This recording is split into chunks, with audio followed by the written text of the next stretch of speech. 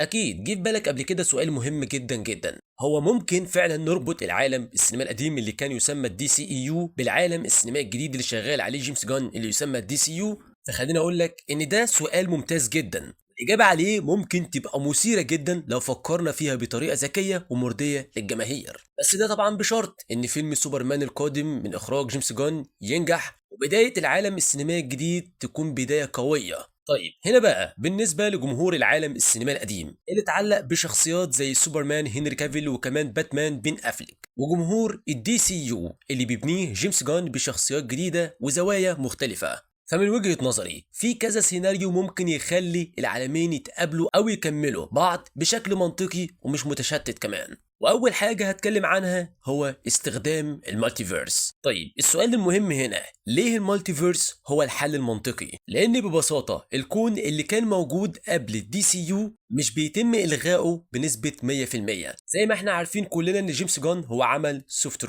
ريبوت جزئي وليس ريبوت كلي، بل كمان بيتعاملوا معاه على انه كون موازي، وده يخلي كل اللي حصل فيه ليه قيمة فعلا، وده كمان من غير ما يعطل بناء العالم السينمائي الجديد. وحاجة زي دي ترضي جمهور الشخصيات القديمة وفي نفس الوقت تمهد الطريق للعالم السينمائي الجديد. طيب حاجة زي دي حصلت ازاي؟ خليني اقول لك ان تم تمهيد الفكره فعلا في فيلم فلاش سنه 2023. فزي ما قلت لك في الفيديوهات الاخيره الفيلم ده هيكون سبب في حاجات كتيره جدا هتحصل معانا في عالم الدي سي يو. فيلم ذا فلاش استخدم فكره تعدد الاكوان بشكل مباشر، وده لما باري الان سافر بالسرعه العاليه جدا وبدا يشوف كرونو بول، ده اشبه بكره زمنيه بتعرض اكوان مختلفه. شفنا وقتها باتمان مايكل كيتون في الفيلم بالكون القديم بتاعه، شفنا كمان وقتها في الفيلم باتمان بين افليك وده باتمان بتاع الكون الاساسي وقتها عالم الدي سي اي يو. حتى وقتها برضه شفنا نسخ سي جي اي من كريستوفر ريف سوبرمان وكمان نيكولاس كيدج سوبرمان من المشروع بتاعه الملغي. فكل ده بيوضح ان الاكوان متعدده وكل نسخه من الشخصيات ليها تايم لاين مختلف. فايه بقى اللي ممكن يحصل؟ اول حاجه تاكيد رسمي ان الدي سي اي يو هو مجرد كون من ضمن الاكوان، يعني من الاخر كده يتم وصف الدي سي اي يو في المستقبل على انه مثلا ايرث 89 او اي رقم زي ما كان بيحصل معانا في مسلسلات سي دبليو وقت الكرايسيس، والدي سي يو الجديد بقياده جيمس جان يكون هنا ايرث 1 او العالم الرئيسي اللي بتدور فيه الاحداث في الوقت الحالي. فده بيخلي الجمهور يفهم ان كل شيء حصل قبل كده ليه وجود، بس دلوقتي احنا بنتبع تايم لاين مختلف. ده يوصل كمان ان احنا نشوف ظهور شخصيات من العالم السينمائي القديم كضيوف شرف او نسخ بديله، زي ما حصل معانا مثلا في فيلم سبايدر مان نو واي هوم في الام سي يو. الجمهور اللي شاف توبو ماجواير واندرو جارفيلد جنب توم هولاند، نفس الفكره ممكن تتطبق في الدي سي يو. نشوف مثلا هنري كافيل راجع كنسخه من ايرث 38 وده بيحصل في ازمه كبيره، وبين افليك يظهر كمان لحظيا كباتمان عجوز بيحذر باتمان الجديد من خطر معين، وده بيبقى مشهد فان سيرفيس ضخم يخلي الجمهور ينهار حرفيا من الفرحه، علشان حاجة زي دي في النهاية تفتح باب أفلام مستقلة في الإلس وورلدز داخل المالتيفيرس. وبرضه هرجع وأقول لك جيمس جان مش عامل الإلس وورلدز من فراغ، أكيد في سبب ممكن يخدم القصة بتاعته في المستقبل. طيب هنا بقى لو في رغبة من الجمهور إن هم يشوفوا مثلا مان اوف ستيل 2 بهنري كافيل، حتى كمان بين أفليك بشخصية باتمان في الفيلم الملغي بتاعه، فممكن ده يحصل بشكل مستقل ويتقال إنه بيحصل في كون موازي. فنفس الفكره بالظبط مع اللي كان بيحصل من شويه او دلوقتي مع افلام الجوكر اللي يعتبر في العالم بتاعه الخاص او حتى ذا باتمان بتاع مات ريفز. في النهايه ده كله يوصل لفرصه كبيره جدا علشان خاطر نوصل لكرايسيس او دمج العوالم بعد كده. في الكوميكس حدث كرايسيس اون انفينيتي ايرث هو اللي دمج كل المالتيفيرس في كون واحد، وكان حدث ضخم جدا. دي سي ستوديوز تقدر تبني الدي سي يو الاول، ولما ينضج كفايه ويكسب الجمهور يعملوا فيلم كرايسيس ضخم يضم سوبرمان كافيل، باتمان بين افليك، وندر وومن جال جادوت، الشخصيات الجديده زي كورن سويد باتمان الجديد وسوبر جيرل، حتى ممكن يجيبوا روبرت باتنسون او واكين فينيكس لو القصه ممكن في يوم من الايام تستدعي حاجه زي كده. وده كله حرفيا هيكون اكبر حدث في تاريخ افلام دي سي. وانا هنا بديك مثال على الشخصيات، مش شرط مثلا الشخصيات دي فقط، يعني على سبيل المثال ماذا لو جينا في يوم من الايام نشوف كريستيان بيل راجع مره تانية بشخصيه باتمان في الحدث الضخم ده؟ أنا مش محتاج اقول لك بقى الهايب هيكون فين. وده اللي وصلنا للسؤال المهم، ليه الخطة دي مهمة فعلا؟ لأن الخطة دي بتحافظ على إرث الدي سي اي يو. الجمهور مش هيحس إن كل اللي شافوه في العشر سنين اللي فاتوا راح على الفاضي، بتفتح المجال لقصص جديدة بحرية. فعالم الدي سي يو يقدر يبدأ من الصفر بالكون بتاعه الخاص، بس من غير ما ينفي وجود غيره. بتسمح كمان بلحظات فان سيرفيس قوية جدا بدون ما تكون فورست. فخليني اقول لك هنا بقى، اللي عملته دي سي ستوديوز بقياده جيمس جان دي حرفيا خطوه عبقريه، وهو اعاده توظيف بعض الشخصيات من العالم السينمائي القديم داخل عالم الدي سي يو، وبتديهم كمان مرونه رهيبه. لا هو روبوت كامل ولا هو تكمله مباشره للعالم السينمائي القديم، زي ما قلت لك سوفت روبوت بيخليهم يختاروا مين الشخصيات اللي هيكملوا بيهم ومين هيبداوا بيه من جديد. وده اللي حصل معانا زي ما شفنا كده شخصيه اماندا وولر من اول ما ظهرت في سوسايد سكواد بتاع 2016، وهي واحده من الاعمده الاساسيه في عالم الدي سي اي يو. ظهرت كمان في فيلم سوسايد سكواد اللي كان 2021 من اخراج جيمس جان، وفعليا جيمس جان اعلن رسميا انها هتكمل معانا في عالم الدي سي يو، وكمان هيبقى ليها مسلسل خاص بيها يسمى وولر. احداثه هتكون ضمن الشابتر الاول اللي يسمى الملوك والوحوش. فده اكبر دليل ان في شخصيات معينه بيتم ترحيلها من العالم السينمائي القديم للعالم الجديد اللي شغال عليه جيمس جان. كمان عندنا بيس ميكر ظهر لاول مره في سوسايد سكواد 2021، ومن وقتها بقى من انجح الشخصيات. حصل على مسلسل خاص في منصه اتش بي او ماكس يسمى بيس ميكر.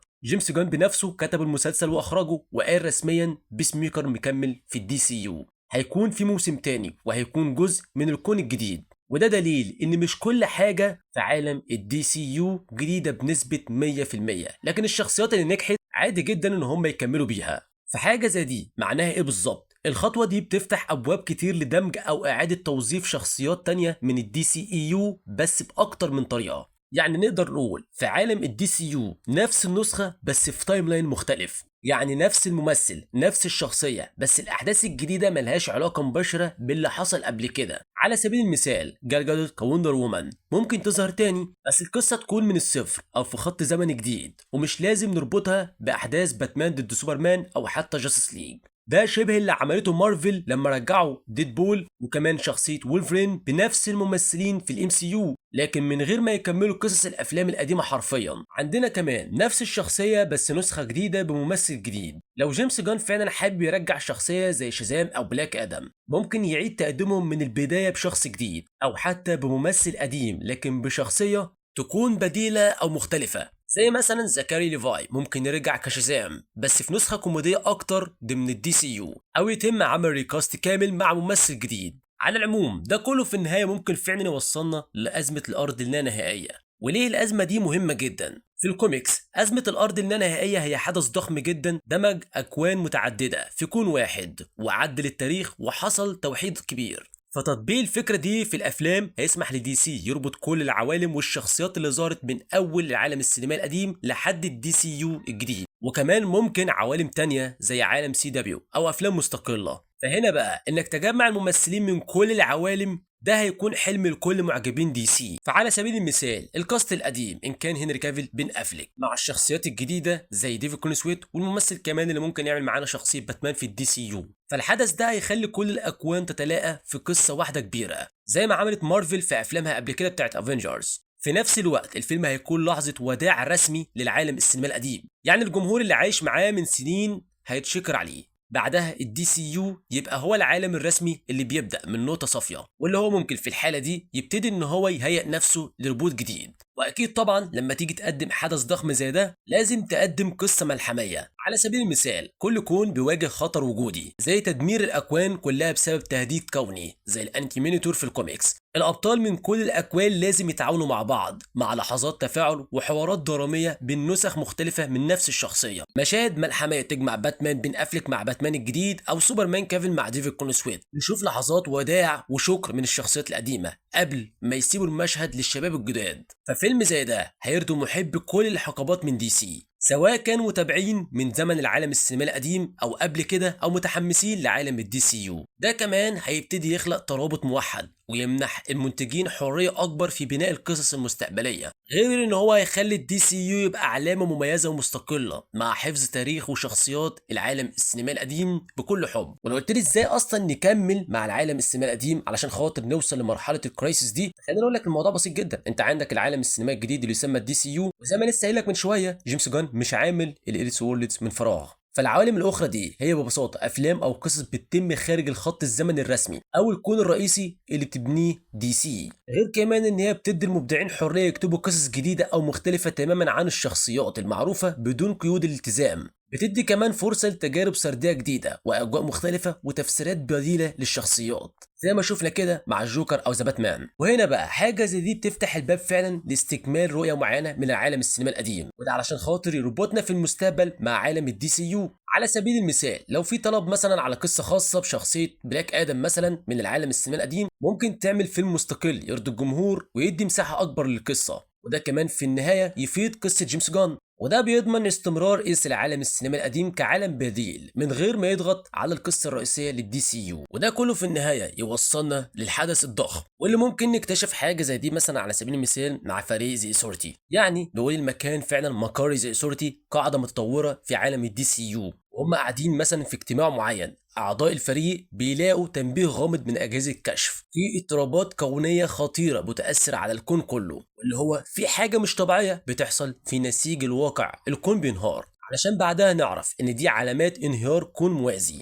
ممكن ده يكون العالم السينما القديم اللي اتأثر بعد أحداث فيلم ذا فلاش، واللي بعدها نشوف مشهد متقطع عن عالم الدي سي اي يو وهو بيتفكك، علشان بعدها نشوف واحد من الأبطال أو فريق زي سورتي بيكتشف إن انهيار الكون ده بيأثر على استقرار الكون الرئيسي لعالم الدي سي يو، وممكن يخلي الأكوان تندمج بشكل خطير أو تختفي نهائيا. وده اللي ممكن يوصل الفريق ده إنهم يستخدموا تقنية سفر عبر الزمن الأكوان لمحاولة منع انهيار الكون الآخر. وفجأة بيظهر قدامهم اتنين سوبرمان. هنري كافيل سوبرمان من العالم السينما القديم مظاهر أقدم ولكن مليان خبرة وألم. ديفيد كونيسويت سوبرمان جديد قوي ومليان حماس. واللي بعدها كلهم يكتشفوا ان هم هيواجهوا تهديد كوني مثلا زي الانتي مينيتور، او تهديد جديد من ذا فلاش بيحاول يمسح الكون الموازي، واللي هيوصل في النهاية ان الفريق فعلا هينجح في منع الانهيار الكلي، لكن في تضحيات اللي بنسبة كبيرة سوبرمان كافيل هيودع الجمهور بطريقة قوية مع رسالة واضحة ان دي كانت نهاية الحقبة بتاعته. العالم يرجع مستقر ولكن بوابة بين الأكوان تفضل مفتوحة كفرصة للمستقبل.